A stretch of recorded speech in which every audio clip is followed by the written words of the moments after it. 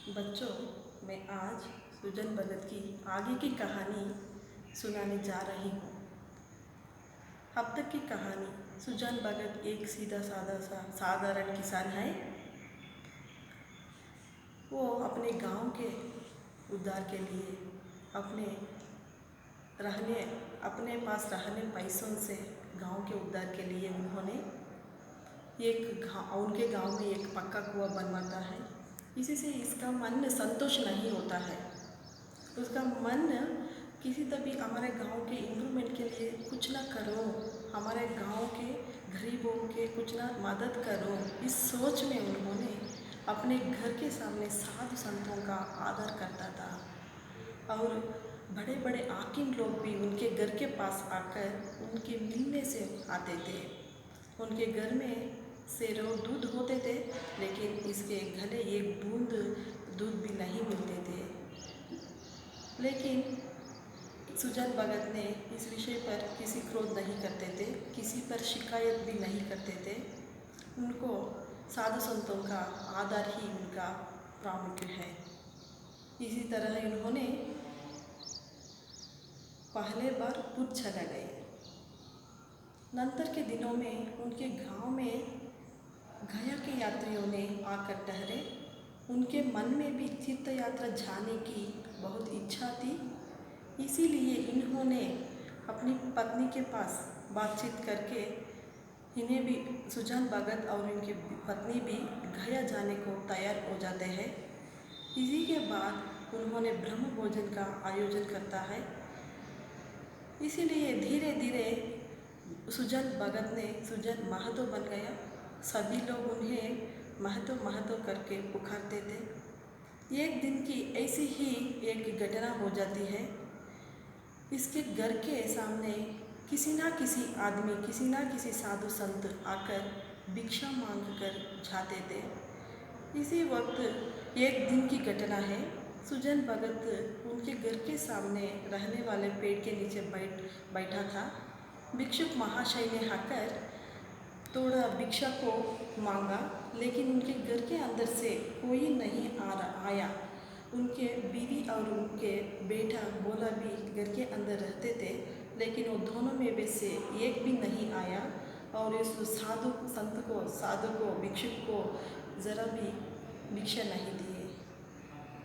कुछ समय के बाद सुजन ने अपनी बीवी को बुलाकर कहता है, ज़रा दान तो करो, भिक्षुक को कुछ भिक्षा तो दे दो, कहता है। लेकिन उनकी बीवी ने उसे हटाती है, तुम्हारे पाँवों में क्या मेहंदी लग गई है?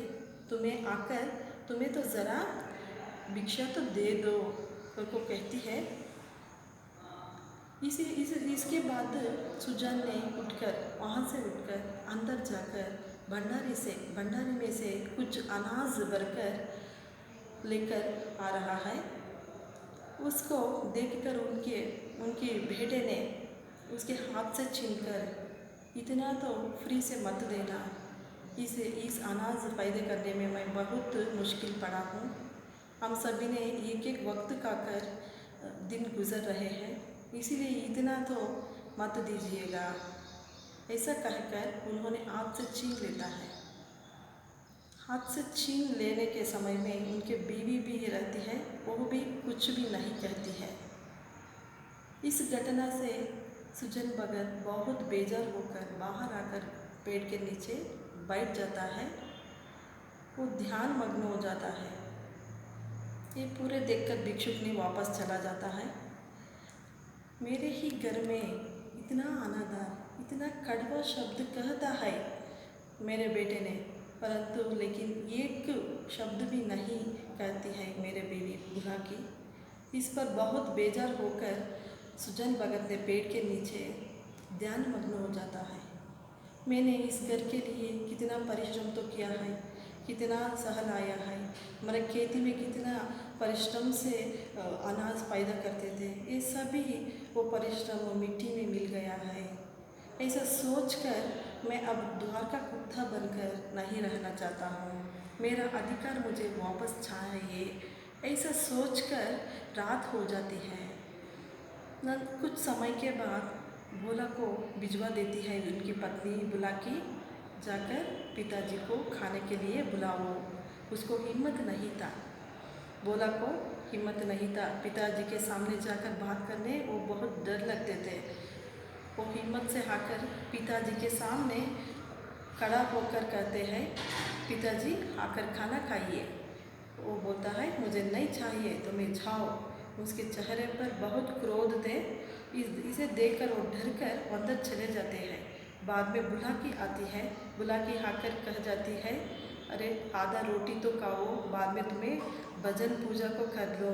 ऐसे संभालती है तो नहीं मानता है। उनके चेहरे पर बहुत गुस्से से वो कहता है, दोपहर तो तुम्हारा बेटा ने इतने कड़वे शब्द कहा है, तुम्हें एक भी नहीं बात किया है। इससे ऐसा कर को ऐसा बच्चों को मैं भांस लेता हूँ, ऐसा बच्चा मुझे नहीं चाहिए।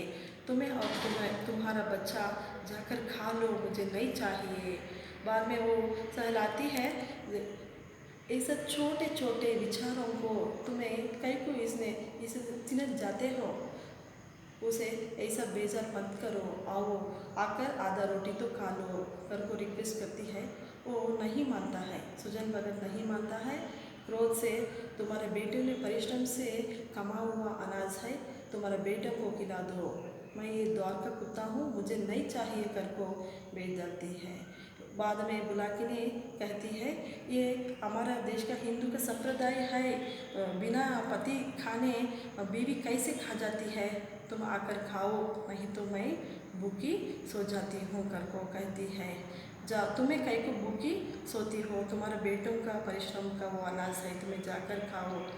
वो बोलती है, बुलाकिनी बोलती है, तुम्हारे बहुत क्रोध है तो मुझे मार लो, मुझे गालियाँ दो, पर तुम्हें ऐसा खाना मत खाना, ऐसा बोलना को कर को बोलती है। बाद में वो जाकर गुस्सा होकर घर में जाकर सो जाती है। रात पूरा ऐसे सोचते सोचते बहुत देर हो गया है। बाद में सुजन ने उठकर बैलों के तरफ जाता है। बैलों को घास काट कर इतना सुंदर काटता है कि वो मशीन से काटा हुआ इतना अच्छा दिखता था, वो घास का काटा हुआ छरा। बाद में रात पूरा एक खाट कर डेरा बन गया। सुबह मुँह अंधेरे में बुला के उठकर बैलों के सामने देखते हैं, कितना सुंदर, कितना मशीन से काटा हुआ एक घास इतना अच्छा काटा है, हमारा बड़ा बेटा भोला ने ये सब किया है कर को सोचती है। तब भोला ने बाहर आकर खड़ा होता है, बोलती है उनकी माता ने, देखो कितना परिश्रम करते हो, तुम्हें इतना मत किया करो, ऐसा बोलती है। बाद में भोला बोलता है, नहीं अम्मा, मैंने ये छरा को नहीं काटा है, वो शंकर तो काटा है, ऐसा बोलता है। शंकर तो अभी जागृत ही नहीं है, वो शंकर काटने नहीं होता है कर को बुला के बोलती है। तब सुजान को बोलता है, तुम्हारा बेटा ने बहुत परिश्रम करते हैं, तुम्हारा शंकर और तुम्हारा भोला ने, तुम्हारे दोनों बेटे बहुत परिश्रम करते हैं ना, करके हल लेकर वो चले जाते हैं। ये देखकर तुम्हारा पिताजी ने हल लेकर खेत को जा रहे हैं, तुम्हें भी उनके साथ जल्दी जाओ, आप मुँह धोकर तुम्हें जल्दी जाओ कर को सहलाती है बुला के अपने बड़े बेटे के साथ। अपने बड़े बेटे कहते हैं, हाँ हाँ माँ, मैं भी खेत को जा रहा हूँ, शंकर को जगा दो, शंकर को जगा कर तुम्हें खेत को बेच दो कर को कहकर उन्हें हाथ मुँह धोकर खेत की ओर चले जाता है। भोला ने खेत को आकर देख कर दंग रह जाता है। मुँह अंधेरे से उनके पिता आधा के आधा खेत जो चुके थे, उनको देखकर दंग ही रह गए, कितना अच्छा से खेत को जोगा है, इसीलिए उनको मुँह से बात ही नहीं करता है। ऐसे करते करते दोपहर हो गया था। भोला को हिम्मत नहीं था कि बाबा बैलों को खोल दो। इस एक डर से आजू बाजू के किसान सभी देख रहे हैं, बुढ़ापे में इसको क्या बुद्धि मारी गई है क्या, ऐसा परिश्रम से काम कर रहा है, सुबह से अभी दोपहर भी हो गया है। भोला आकर खेत को देखता है, वो दंग रह जाता है। क्योंकि मुँह अंधेरे से उनके पिताजी ने आधे के आधे खेत जोत चुके थे। और देखकर उन्होंने अपने पिताजी के साथ जाकर, दोपहर हो गया था, पिताजी हल को खोल दो, दोपहर हो गया ना, इसीलिए हल को खोल दो, घर चले कर को बोलता है। बाद में सुजान ने क्रोध से, उनके मुंह पर बहुत क्रोध थे, मैं आता हूँ, ये डांट फेंक कर आता हूँ, तुम हल लेकर चले जाओ, घर को चले जाओ, घर को बेच डालता है। वो कहता है, ये बोला कहता है, पिताजी मैं ये डांड शाम को आकर फेंक दूंगा, तुम अब घर जाओ।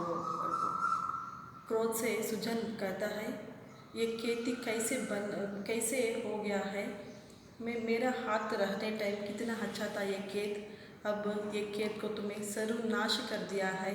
देखो ये खेत कैसे हुआ है, कटोर जैसे हुआ है, बाद में कटोर जैसे रह गया है, इसी में पानी भर जाता है, कब पानी भरता है वो फसल अच्छा नहीं होता है, तुम्हें यहाँ से जाओ, मैं डांट फेंक कर आता हूँ। घर को सहलाकर सुजान ने अपने बेटे को घर भेज जाता है।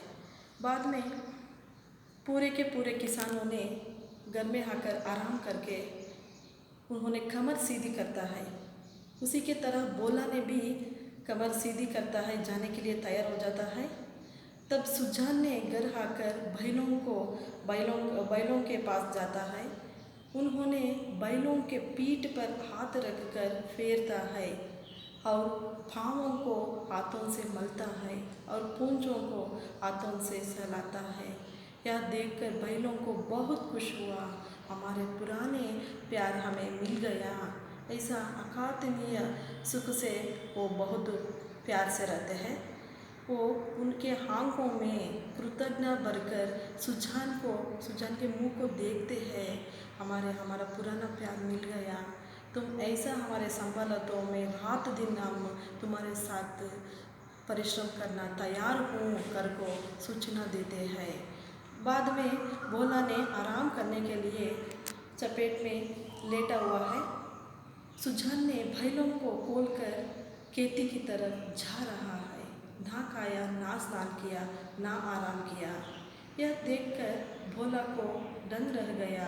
उनके माता भी कहती है, दोपहर भी खाना नहीं किए, कल रात को भी खाना नहीं किए तुम्हारा पिताजी, ऐसा ही खेत को चले जा रहे हैं, तुम्हें उनके साथ जाओ पर को समझाती है। तब भोला बोलते हैं, मेरा हाथ में ऐसा परिश्रम करने नहीं होता माँ, मैं नहीं जाता हूँ, पिताजी को जाने दो कहता है।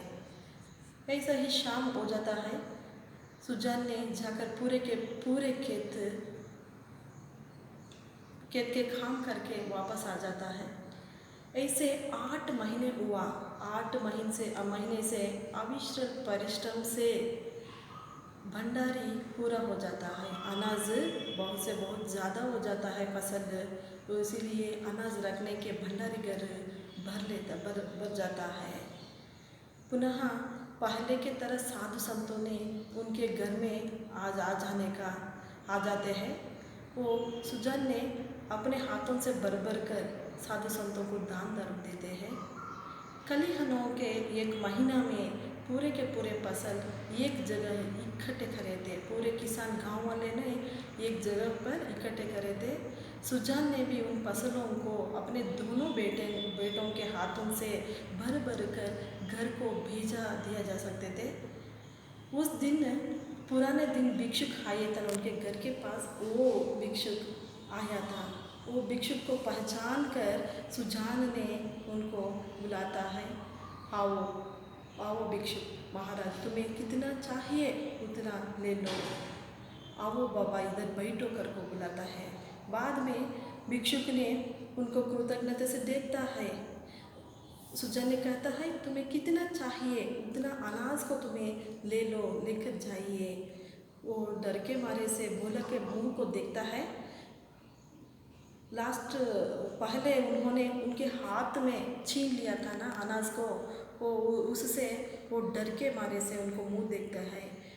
अब भी ऐसा हाथ से छीन लिया तो दूसरे के सामने हंस पड़ना चाहिए कर को सोचता है। वो लेने के लिए इनकार करता है। तब सुजान ने कहता है, ये मेरे परिश्रम का अनाज है, तुम्हें कितना चाहिए उतना ले लो, तुम्हारे पास चादर है ना, वो चादर में भर लो कर को कहता है। भिक्षुक ने उनके हाथ में कितना होता है उतना कुछ ही अनाज को भरता है। यह देखकर सुजान ने संतुष्ट नहीं होता है, तुम्हें और भर लो, और कुछ भर लो अनाज को कर को भर देता है। वो गटरी बहुत बड़ा हो जाता है।